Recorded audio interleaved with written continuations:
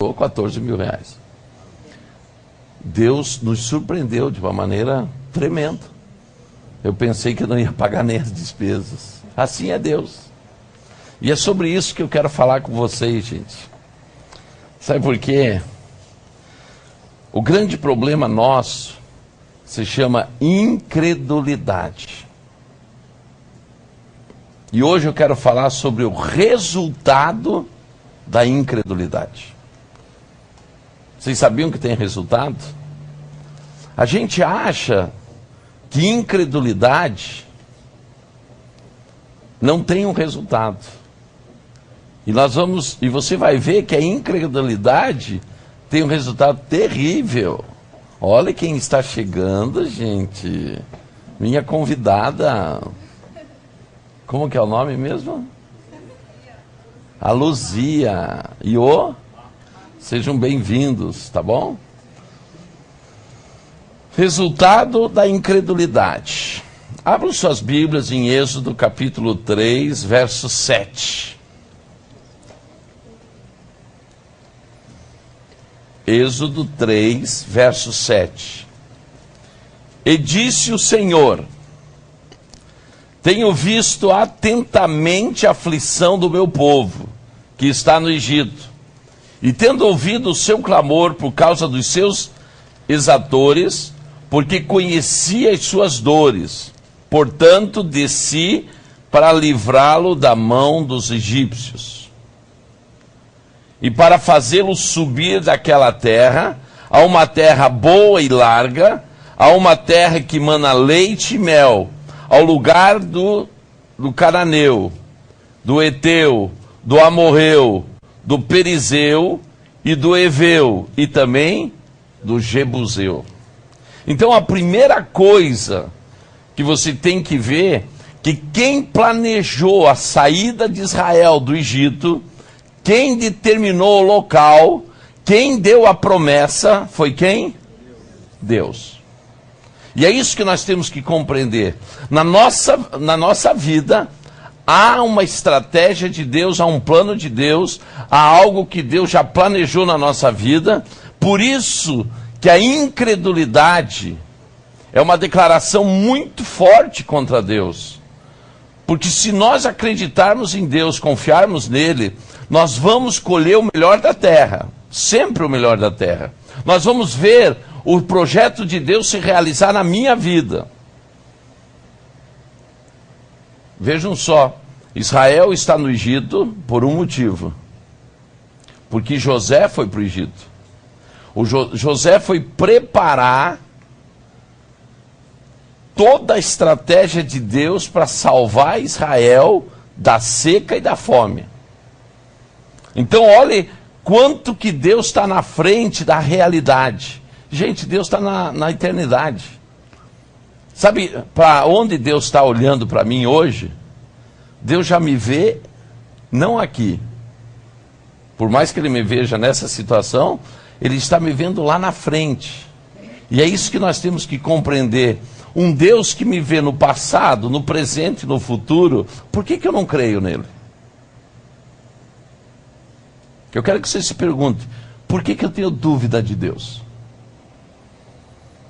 Se Ele consegue ver o meu passado, o meu presente, o meu futuro ao mesmo tempo, por que eu tenho dúvida de Deus? Por que eu não confio no Senhor? Veja só, Deus prepara a ida de José para o Egito.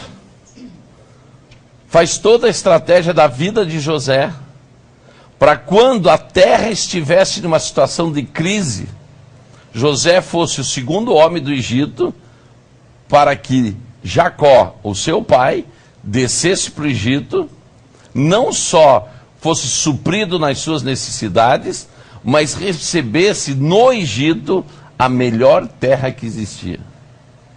Gente, a escravidão no Egito para Israel não é à toa. É porque eles estavam em uma das melhores terras do Egito.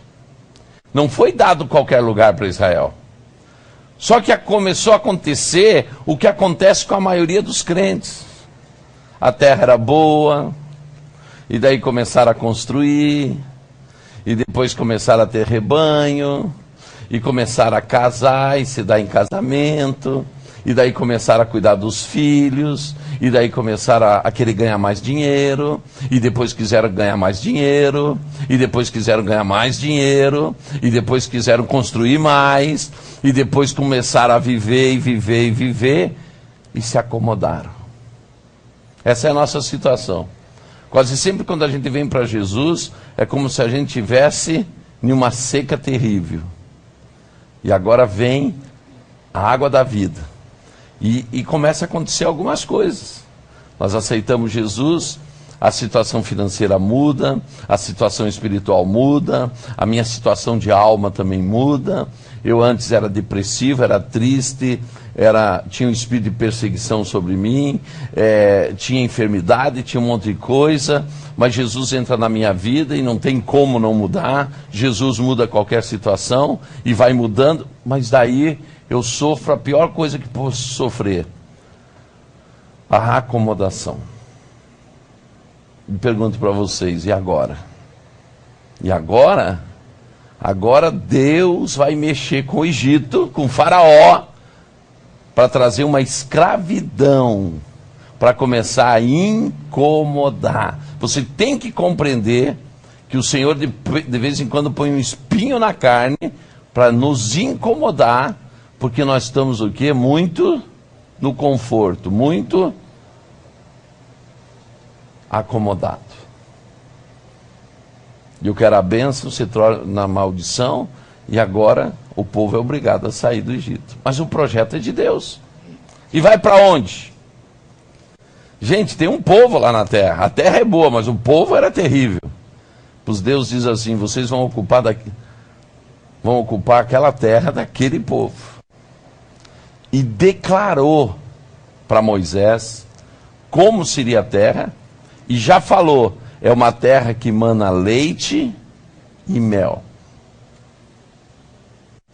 Isso daí é uma profecia, é uma revelação. E se você tem uma palavra de Deus, uma revelação, ou você confia nela, ou você começa a ser incrédulo. Incredulidade é isso. É não confiar na palavra de Deus. Olhem bem o que começa a acontecer. Os homens começam a pôr à prova a palavra de Deus. E o pior não é nada. O pior é que o líder concorda.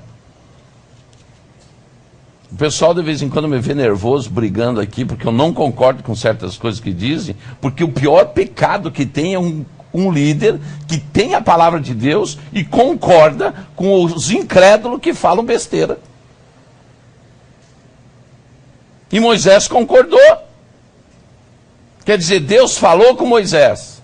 Ele não ouviu de um outro, ele ouviu de quem? De Deus. Vejam só o que diz em Deuteronômio capítulo 1, verso 20. Então eu vos disse, chegados sois às montanhas dos amorreus, que o Senhor nosso Deus nos dá. Eis aqui o Senhor teu Deus tem posto esta terra diante de ti. Sobe, tome posse dela, como te falou o Senhor Deus de teus pais. Não temas e não te assustes. Então todos vós chegaste a mim e disseste, mandemos homens diante de nós, para que nos espiem a terra, de volta nos ensinem o caminho pelo qual devemos subir e as cidades a que devemos ir. Esta passagem, Moisés está passando a palavra para o povo. Só que o problema é que se a terra está prometida, eu não preciso de espia.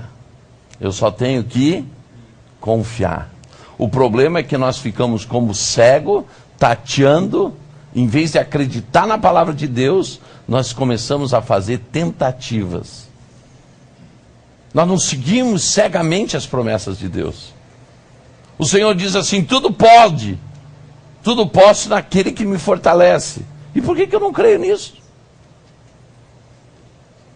Isto é incredulidade.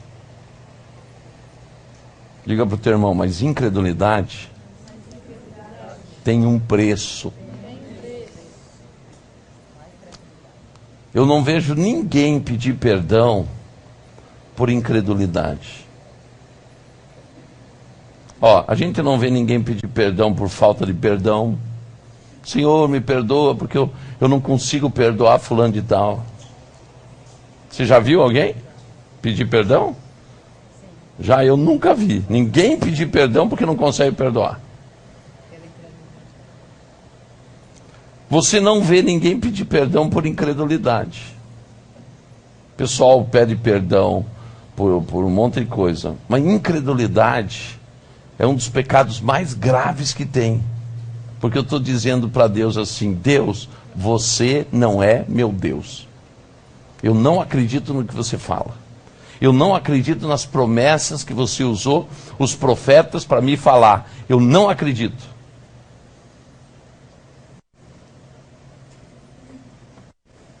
Meus amados, agora vê o que o Senhor fala a Moisés. Em Números capítulo 13, verso 1. E falou o Senhor a Moisés, dizendo: envia homens que espiem a terra de Canaã, que eu hei de dar aos filhos de Israel. De cada tribo de seus pais enviareis um homem, sendo cada um príncipe entre eles. Olhe bem o que Deus faz. Deus diz assim: Moisés, agora você vai tirar um príncipe de cada tribo. Quer dizer, não era um coitadinho.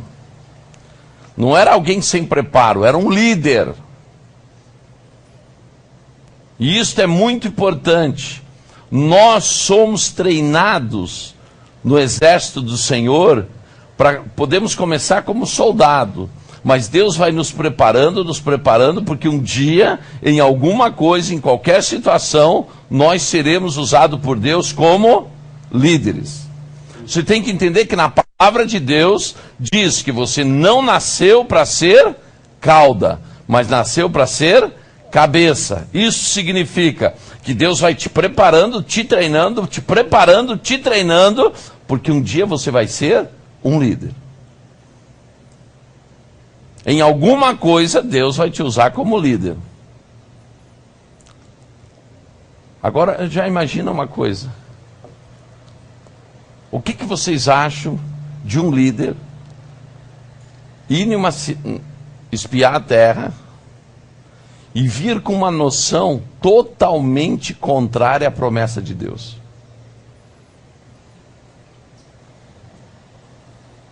Que líder é esse? Deus pode usar um líder desse?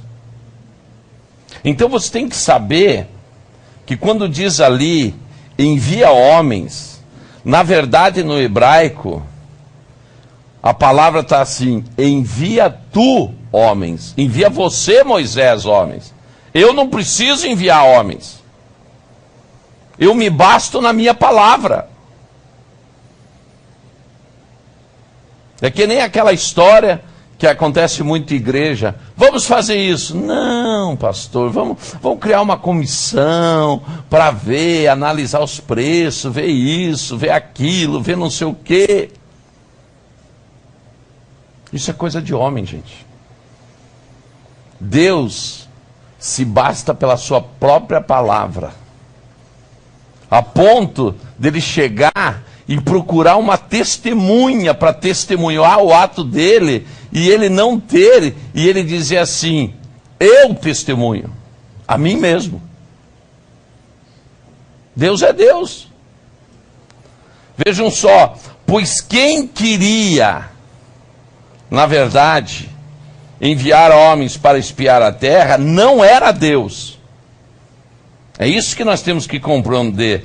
Mas era Moisés e os outros. O grande problema de Moisés, que ele aceitou ser democrata. Democracia de Deus?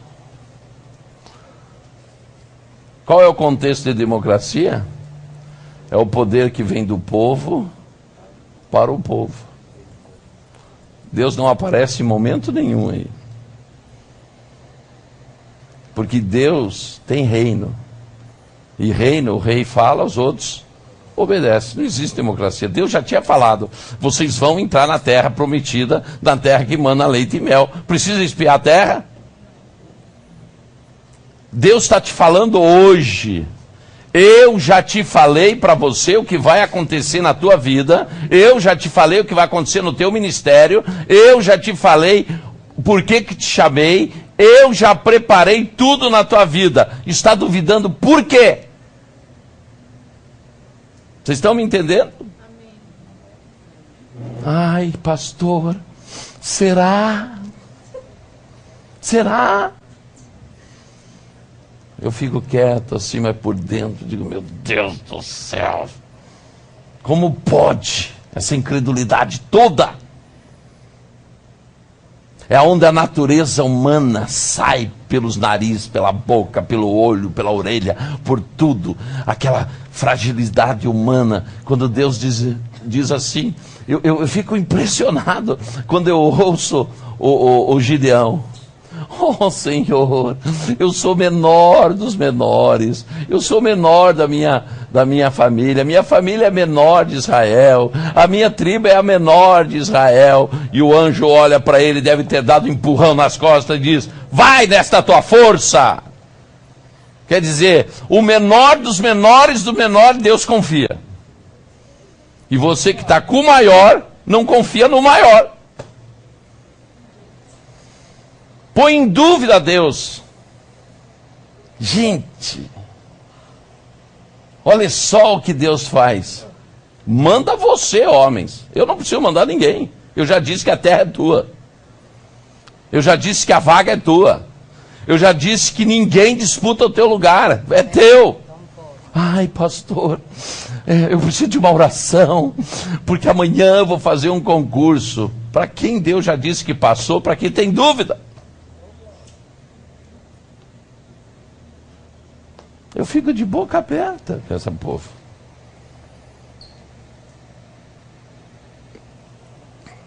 Mas agora, não é uma questão de fé. Não é uma questão de fé. É uma questão, ou você acredita em Deus, ou você não acredita. Você acredita na tua salvação? Amém. Por que você acredita na tua salvação? Porque é uma coisa conveniente acreditar. Para massagear a consciência. Eu sou salvo. E por que você acredita que salvação é por fé? Você acredita na salvação e nas promessas que Deus tem na tua vida, você não acredita. O que você tem convicção que é salvo e nas outras coisas que Deus te fala, você não acredita? Baseado no quê? Amparado no quê? Só que salvação é conveniente eu acreditar. Porque ninguém quer ir para o inferno. Mas eu não quero é tomar posição de fé. Deus disse, vai e faz. Ai, será que eu devo fazer? E fica naquela assim, ó. Eu vou, não vou. Eu vou, não vou. Perde a noite pensando. Quando o Senhor disse, a terra já é tua. Ela mana leite e mel. E eu separei para vocês. Eu estou falando das promessas de Deus na tua vida. Por que você não acredita? Deus já te testificou por 2, 3, 4 profetas. Deus já testificou na palavra. Deus falou com você pessoalmente. O que te segura para acreditar? Diga comigo, o medo. E o medo é resultado do quê? Da falta de amor. Porque o amor lança fora todo o medo. Por nós não amarmos Deus suficientemente, é que nós temos problema com medo. Porque a hora que nós amamos a Deus, nós já não tememos mais nada. Nós somos verdadeiros gigantes. Generais de fé. Absolutamente nada pode nos parar. Agora estou chegando aonde vai começar a apertar mesmo. Veja o que diz em Números 13:1.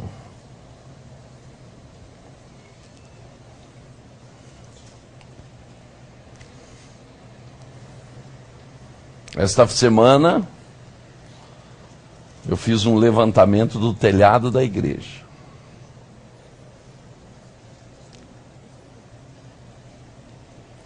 Aí já começam. Não tem dinheiro, pastor. Porque, meu Deus do céu, vamos fazer como o quê? Se Deus falou que o dinheiro já está todo liberado, eu vou ficar preocupado com o quê?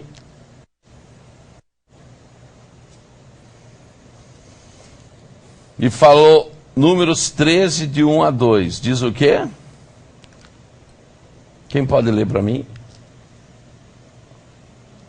Números 13, de 1 a 2.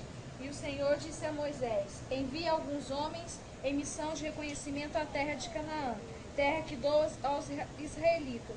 Envia um líder de cada tribo dos teus antepassados. Assim Moisés os enviou do deserto de Parã, conforme a ordem do Senhor. Todos eles eram chefes dos israelitas. Olha só. Deus reafirma, envia tu então esses homens para tirar a tua dúvida. Mas não manda quem não for líder, só manda príncipe. Por quê? Porque se for príncipe, se for líder, parte-se do princípio que tem uma mente renovada. Uma mente para liderar é uma mente que está acima do normal, que já está acima da mente dos outros. Quer dizer, é uma pessoa que crê mais do que qualquer um. Qual é a decepção de Deus, se Deus pudesse ser decepcionado? É que esses líderes vão lá e por causa da sua alma, diga comigo, Senhor, me permita sair da alma e que eu ande no Espírito.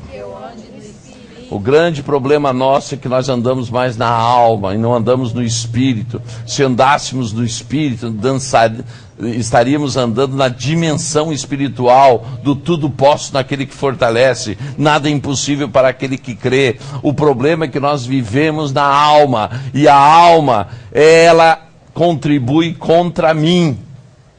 A alma luta contra você. Porque a alma faz parte da carne, e a carne milita contra o espírito.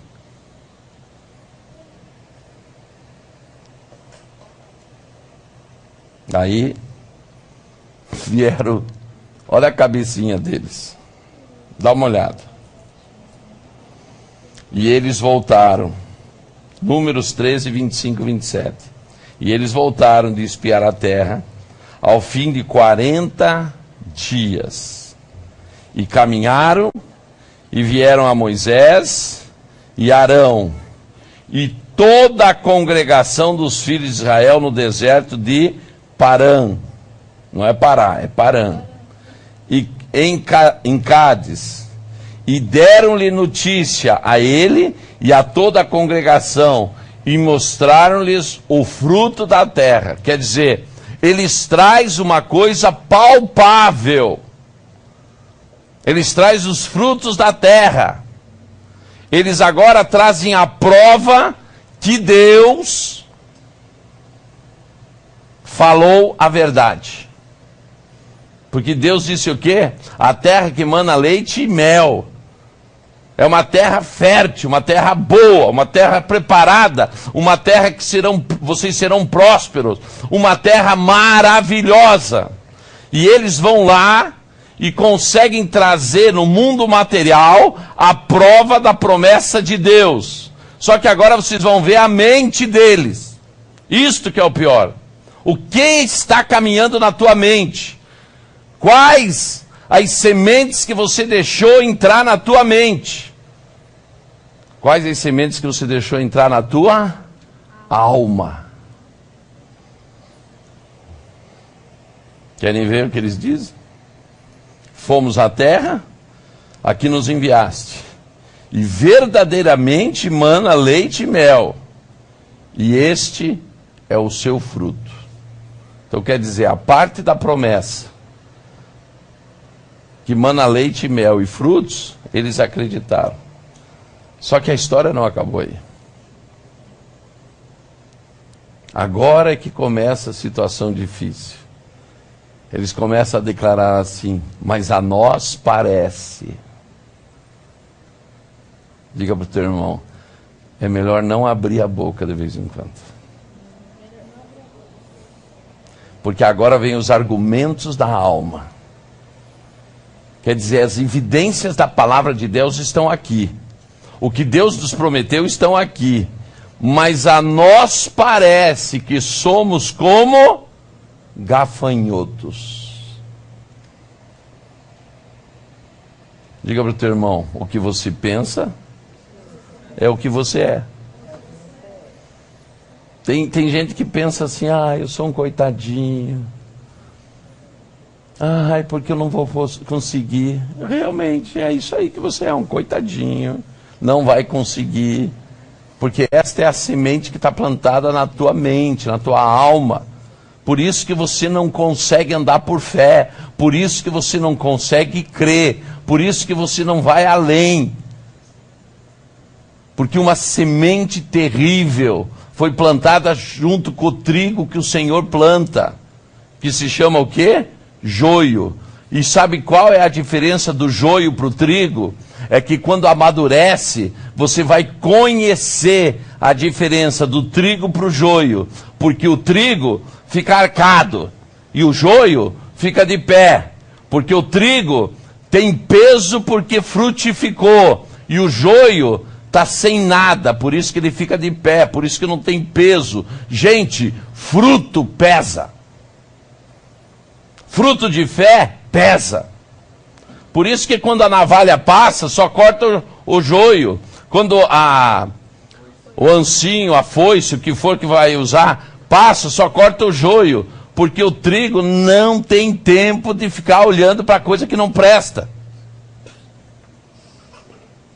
Fica olhando para a situação e circunstância.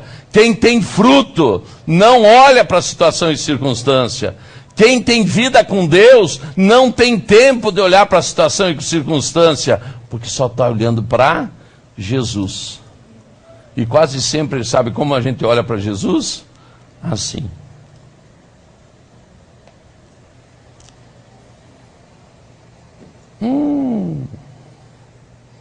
Para onde que você anda olhando? Preguei a semana passada. A força do teu olhar. Quem não veio domingo passado, levanta a mãozinha. Bem feito, perdeu. A força do seu olhar. Tem que entrar na internet e assistir. A força do seu olhar. Para quem você está olhando?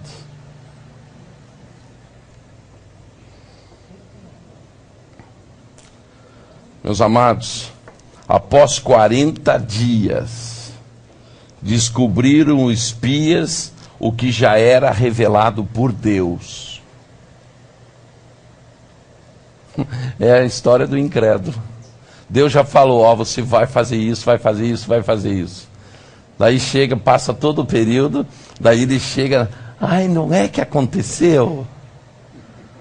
O profeta já tinha me falado. E aconteceu. Mas claro que ia acontecer. Só podia acontecer se Deus tem uma promessa na tua vida, vai acontecer. Amém. Aleluia. Nos versos 28 e 29, o que a gente vê? Eles tentam valorizar e justificar os 40 dias de espera, a ponto de mentirem. Gente, o que acaba com a fé de uma pessoa são as justificações que nós queremos dar. E quase sempre elas estão recheadas do quê? De inverdades. No português, claro, de mentiras. Nós mentimos para nós mesmos, para justificar a nossa falta de fé, a nossa falta de coragem, a nossa falta de ousadia. Nós justificamos de alguma maneira. Acho que o ar não está funcionando bem.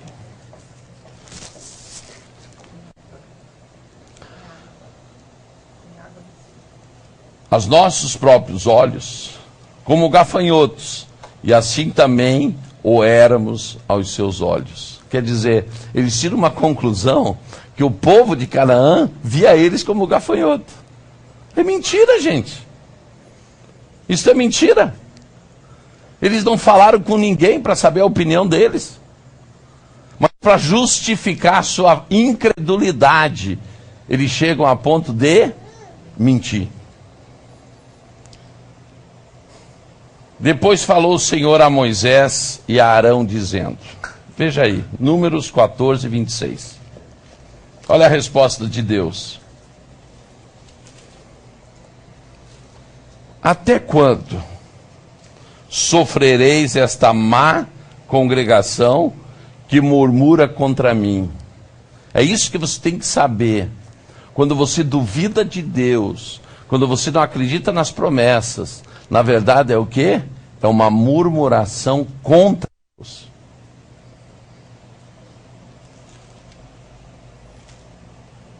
Tenho ouvido as murmurações dos filhos de Israel, com que murmuram contra mim. Por isso, gente, que a murmuração é pecado. Porque quando um crente que conhece o Senhor murmura, ele está pecando do poder de Deus, ele está pecando das promessas de Deus, ele está pecando contra Deus. Por isso que lá em Judas 16, 17, diz que a igreja santa, glorificada, a que vai fazer juízo no mundo, vai trazer juízo contra os murmuradores, quer dizer, contra aqueles que duvidaram de Deus, e não só duvidaram, mas falaram, abriram sua boca para reclamar da situação, da circunstância.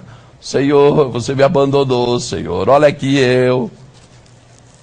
Não, o bom era estar no Egito, o bom era comer como escravo, trabalhar de dia e de noite, amassando barro, tendo que colher capim, produzindo. É que nem a pessoa que andava de bicicleta e depois compra uma moto.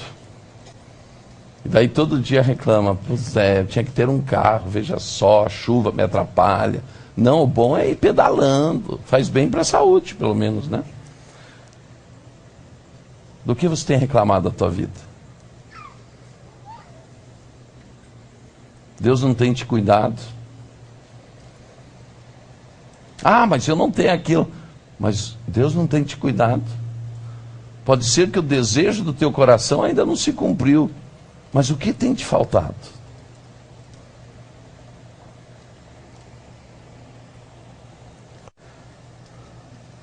Até quando sofrereis esta má congregação que murmura contra mim?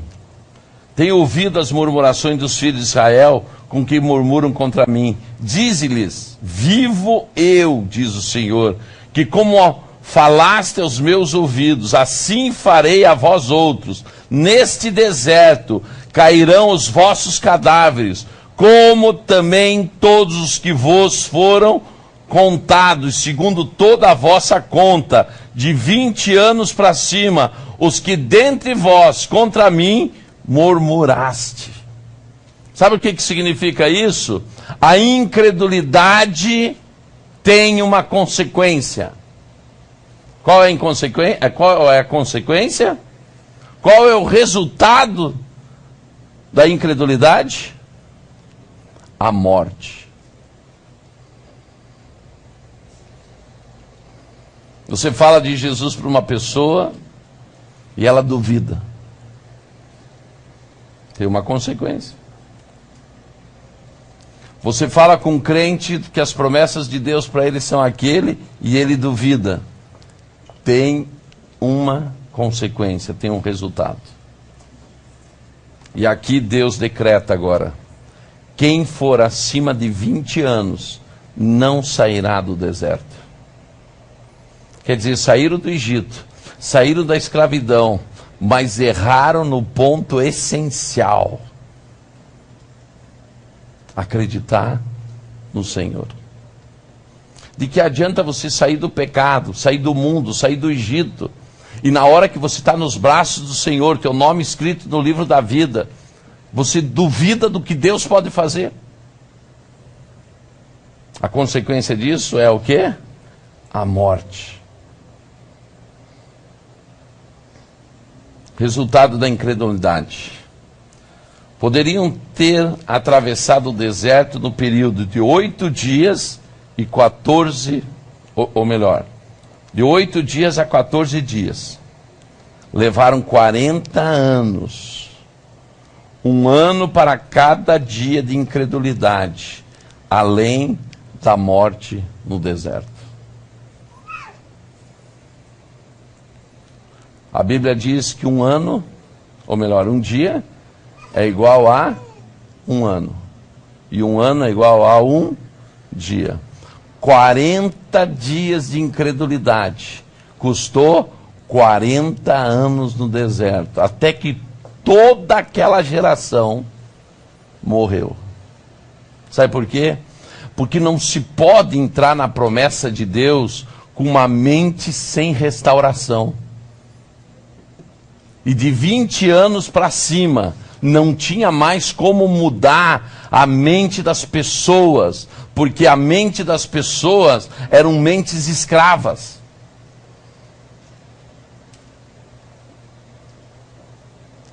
Se você não passar por uma restauração da mente, sabe o que vai acontecer? Você continua escravo. E eles tinham sido escravos no Egito. E agora mesmo Deus dizendo, eu estou trazendo vocês para a terra prometida, eu vou dar leite e mel para vocês, eu vou dar o melhor da terra para vocês, vocês vão possuir essa terra. Mas a mente do povo continuou se vendo como gafanhotos. Isto é mente de escravo. Eu não sou nada, eu não posso nada. Isto é uma mente de escravo.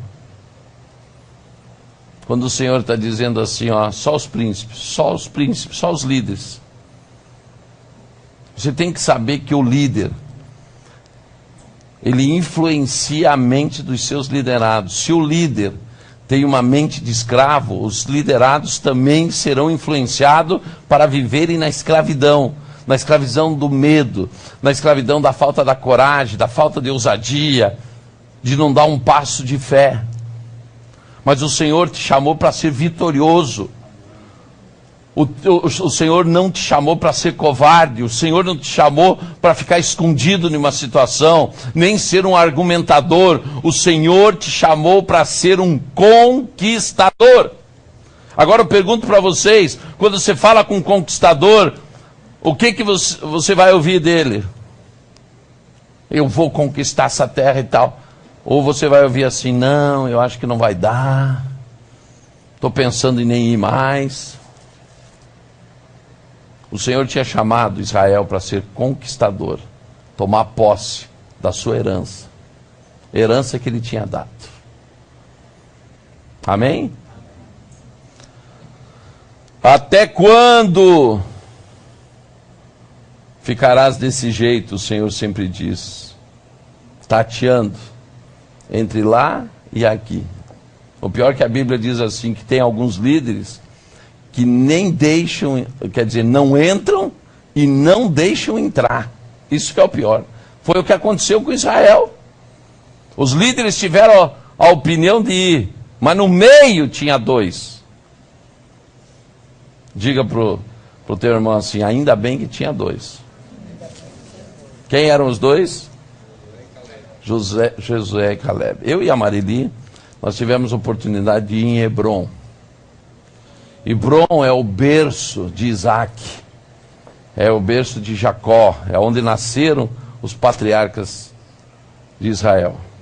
Nós fomos aonde estão os túmulos de Sara, de Abraão, de Isaac, de Rebeca, de Jacó, de Raquel de Lia. Raquel está lá em Belém. E nós fomos lá. E vimos aqueles montes, aqueles morros. E naqueles morros, gente, a coisa mais linda. Tudo traçado assim. Eles fazem aqueles platô assim. E uva plantada, muita uva. E eu e a Marili paramos na estrada para comer aquela uva. Gente, a uva é tão doce que mela a mão. Nós tínhamos que lavar a mão, de tanta açúcar que tinha na uva. E eu me lembrei, andando no meio daqueles morros em Hebron, me lembrei de Caleb. Imagina só, um homem de 80 anos, quer dizer, falta mais 30 para eu chegar lá. O cara chegou e disse assim: gente, agora eu vou tomar posse da minha promessa. Vocês se lembram o que Moisés falou? Que esta terra era minha. Mas tem gigantes, tem exército. Eu não quero saber, eu nem olho para isso, gente. Eu estou fixado na promessa de Deus. E a promessa de Deus diz que a terra é minha. E se ele diz que é minha, é minha. 80 e poucos anos. Josué andou com Moisés, gente. Josué ouviu Deus falar com Moisés. Era o único que subia no monte com Moisés. Ele cria mais do que Moisés. Tem gente que anda com a gente. Eu tenho uns discípulos que creem mais do que eu. Eu fico olhando para eles de vez em quando assim. Digo, meu Deus, que fé! Ando. Josué andava com Moisés. Na hora de escolher o substituto de Moisés, porque Moisés ia morrer. Então você tem que analisar o quê? Na hora da expiação da terra, quantos anos tinha Josué?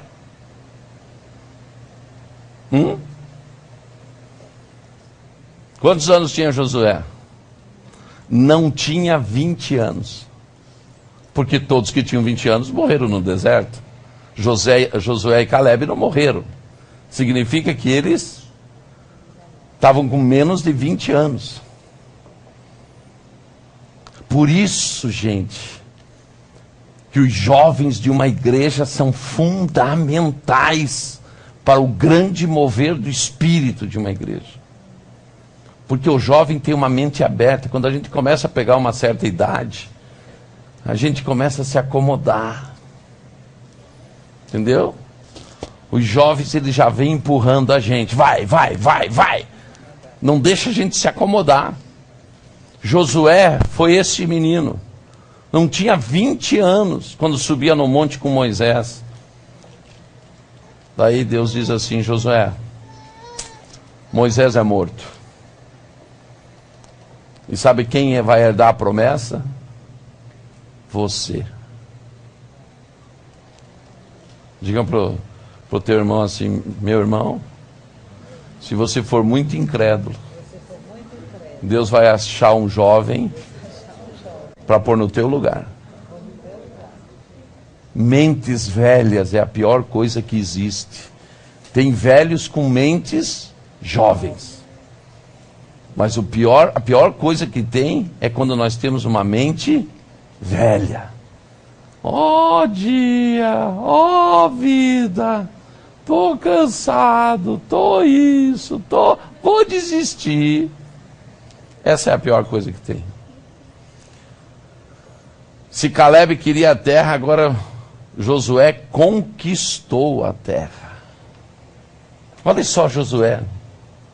Josué chega e diz, tanto ele como Caleb dizem assim: olha, eu só quero dizer para vocês uma coisa, a terra já é nossa. Os outros dizendo: gente, nós somos como gafanhoto. Chegam os dois de oposição. Aqueles dois que vêm para infernar a reunião. Aqueles que vêm para pôr fogo na coisa. E diz assim: gente, a terra já é nossa. Mas como é nossa? Porque Deus falou que é, então é. É aquele que não tem dúvida da promessa de Deus. Amém. Aleluia. Amém. Esse era Josué. Dois que vieram com relatórios diferentes. Eu quero te perguntar, qual tem sido o teu relatório? Porque os que saem da boca é o que o coração está cheio. Qual tem sido as tuas palavras? Qual é o teu relatório?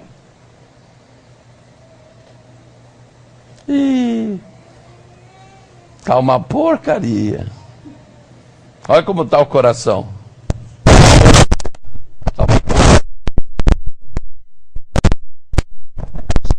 Crises no microfone. Presta atenção. Números 13, 25, 27.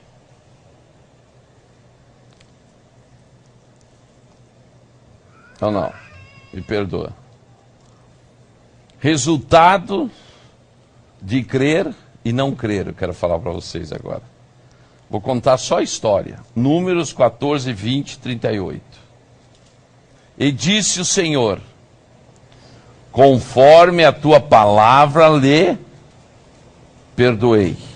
Porém, tão certamente como eu vivo, e como a glória do Senhor encherá toda a terra, e que todos os homens que viram a minha glória e os meus sinais que fiz no Egito e no deserto, e me tentaram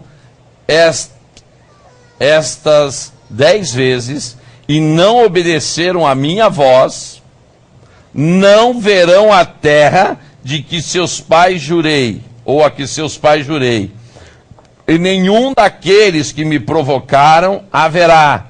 Porém, o meu servo Calebe, porquanto nele houve outro espírito.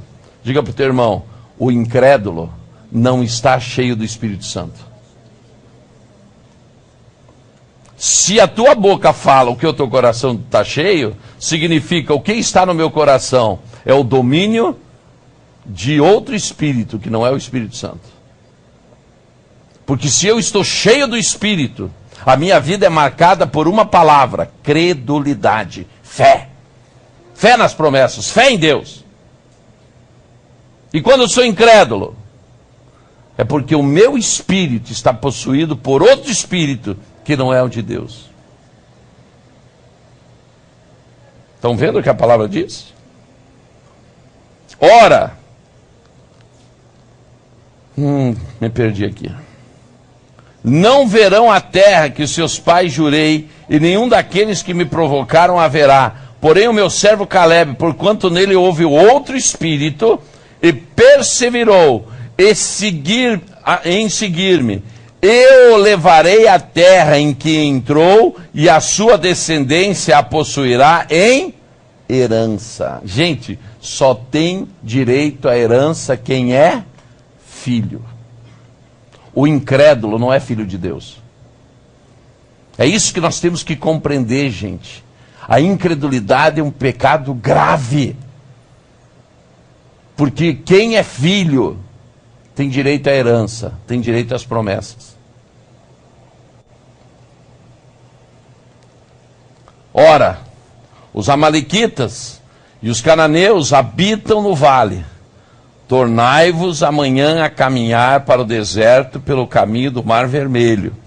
Depois falou o Senhor a Moisés e a Arão, dizendo: até quando sofrerei esta má congregação que murmura contra mim? Tenho ouvido as murmurações dos filhos de Israel, com que murmuram contra mim.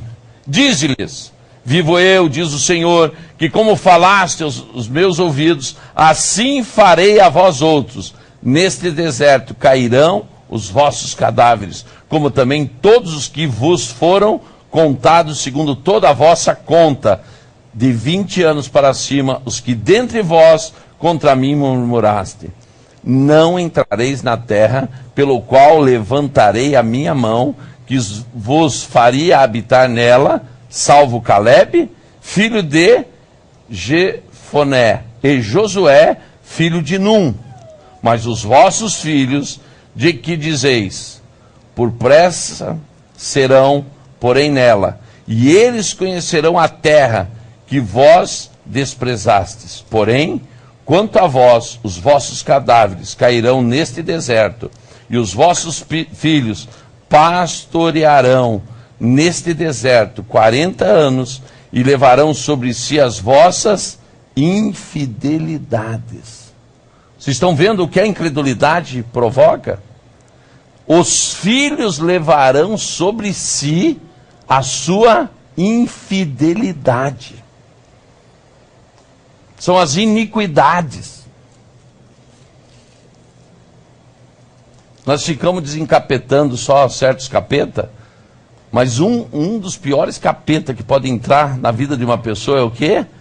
A infidelidade, a incredulidade. A declaração pública que Deus não é Deus. Até que os vossos cadáveres se consumam nesse deserto. Segundo o número dos dias em que espiaste esta terra, 40 dias, e cada dia representando um ano. Levarei sobre vós as vossas iniquidades 40 anos, e conhecereis o meu afastamento. Gente, não existe coisa pior do que Deus se afastar de você. Eu, o Senhor, falei, assim farei a toda esta má congregação que se levantou contra mim neste deserto, e consumirão, e aí falecerão. E os homens que Moisés mandara espiar a terra, e que voltando fizeram murmurar toda a congregação contra ele, infamando a terra, aqueles mesmos homens que infamaram a terra morrerão de praga perante o Senhor.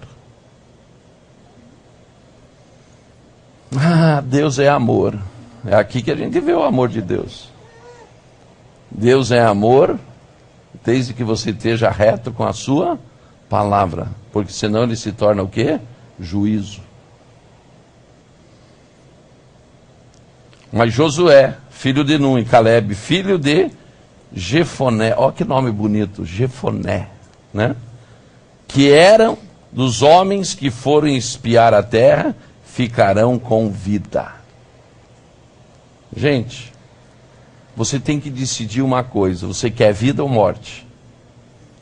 Todos os dias nós decidimos entre vida e morte. O Senhor nos chama para vida. E significa que para você viver, então tem que haver o quê? Crer. Apenas crer. O diabo te ataca na tua mente para que você não creia. O diabo te ataca na tua mente para que você enfraqueça. O diabo ataca na tua mente para que você desista. O diabo ataca na tua mente para que você não seja um Josué e um Caleb, porque ele quer te ver o quê? Morto no deserto. Mas a escolha é minha. Eu é que tenho que escolher. Não é a situação, não é a circunstância, não é o que eu recebo na mente que pode me dirigir. O que me dirige é o quê? É a promessa de Deus. Se você tem uma promessa de Deus, apenas creia nela. Amém? Eu queria que você fechasse os olhos e fizesse uma análise da tua vida.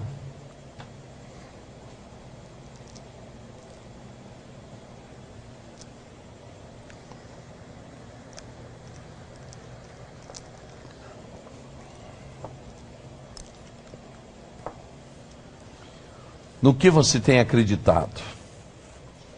Você tem acreditado no Jornal Nacional? Que os meios de comunicação estão sendo usados terrivelmente para te enfraquecer na fé? Você tem se baseado no mundo, nas promessas que o mundo faz? Ou você tem se baseado nas promessas de Deus na tua vida?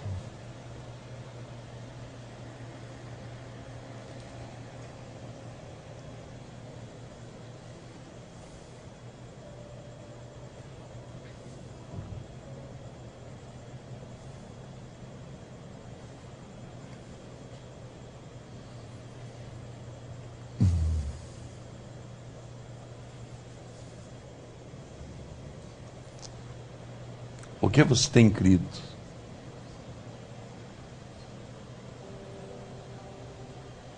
O nosso pecado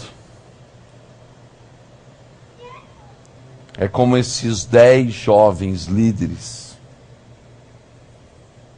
espias, que mesmo provando a palavra, vendo que tudo que Deus tinha falado era verdade, que a terra manava leite e mel,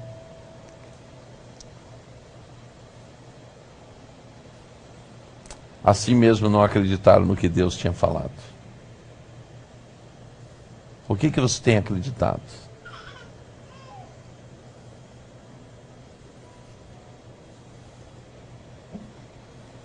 Tire agora da tua mente.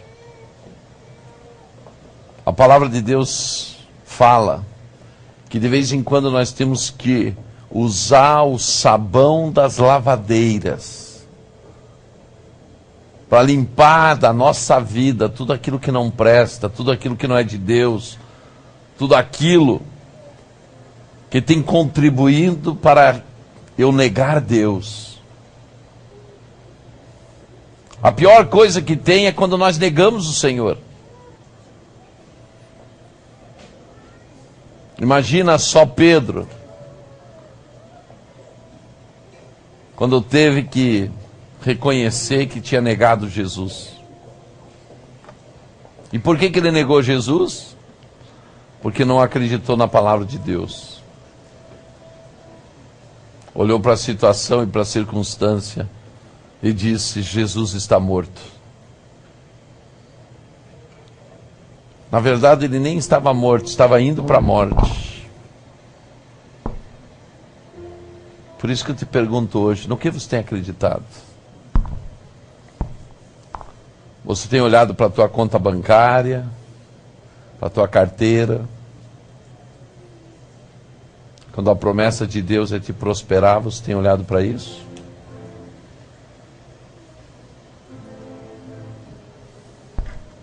Para que você tem olhado?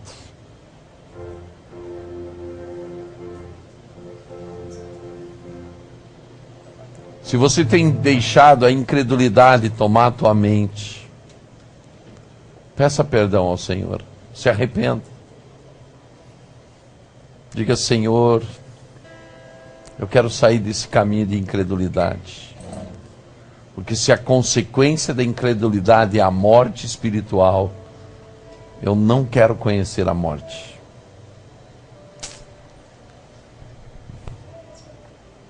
Ontem eu estava orando com uma mulher. Ela está com câncer em vários lugares do corpo. E chega um profeta na hora que eu estou orando e olha para ela e diz assim: você é da geração dos arrebatados. Agora eu pergunto para vocês, quando uma pessoa recebe uma palavra dessa, você é da geração dos arrebatados, significa o quê? Que não vai passar pela morte. Deus estava falando para ela o quê? Você está curado. É simples. E a mulher olhou para o profeta assim e ficou questionando. Mas eu já comecei a fazer quimioterapia. Olha o argumento da mente. Deus traz um profeta de longe para dizer: você é da geração dos arrebatados. E ela não acreditava na cura. No que você tem crido?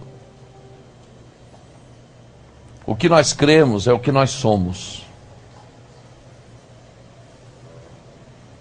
Da mesma forma que você crê que Jesus pode te salvar, por que você não crê no resto da Bíblia?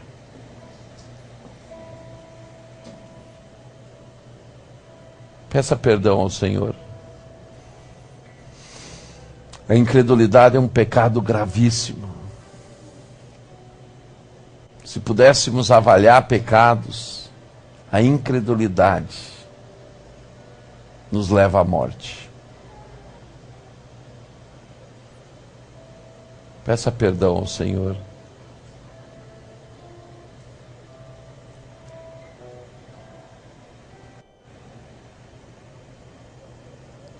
Você tem que começar a passar por uma restauração da tua mente, para que você comece a pensar diferente. Aqueles príncipes começaram a olhar para a estatura de homens, para a arma de homens, para o potencial de homens, quando deveriam estar olhando para o Senhor. Eu não sei como você entrou nesta igreja hoje, mas sei uma coisa: olha para o Senhor. O melhor da terra está à tua disposição. As melhores oportunidades dessa terra estão à tua disposição. E é tudo para você. Espírito Santo, esteja falando com cada um agora, de uma maneira sobrenatural. E tudo que tem contaminado a mente e a alma dessas pessoas que levam para a incredulidade, sejam tiradas agora poderosamente. Que venha sobre cada um agora o ânimo de Caleb. Que venha sobre cada um deles a fé e a confiança de Josué, Senhor. Josué teve que acreditar que um rio pararia a hora que os sacerdotes pisassem na água. Por isso, Senhor, em nome de Jesus, nós sabemos que cremos no Deus do impossível. E por você ser o Deus do impossível, eu gostaria agora que você visitasse cada um poderosamente. Manda os teus anjos ministradores agora, Senhor. E que venham com uma nova unção sobre a vida de cada um. E que sejam tocados agora de uma maneira sobrenatural.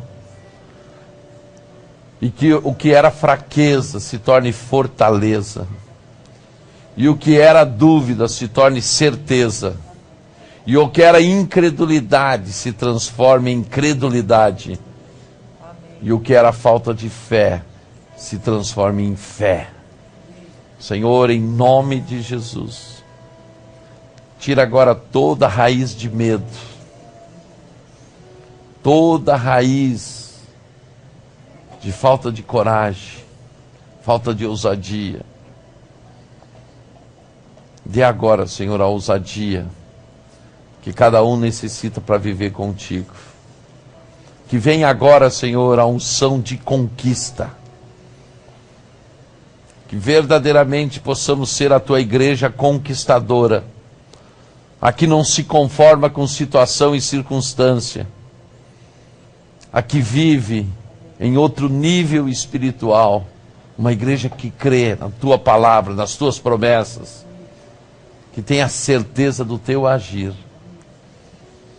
Que esse seja o teu mover, Senhor, sobre cada um, em nome de Jesus. Diga comigo, Senhor, como é sério a incredulidade. Eu nunca quero morrer por ser incrédulo, porque eu creio que Tu és o Deus do impossível. Em nome de Jesus. Vamos ficar de pé, gente. E nós vamos começar a adorar esse Deus. Esse Deus que é capaz de parar um rio. Esse Deus que é capaz de abrir um mar. Esse Deus que nos deu vida. E esse Deus que nos dá provisão. Nos abastece. Nos fortalece. Nos dá a segurança.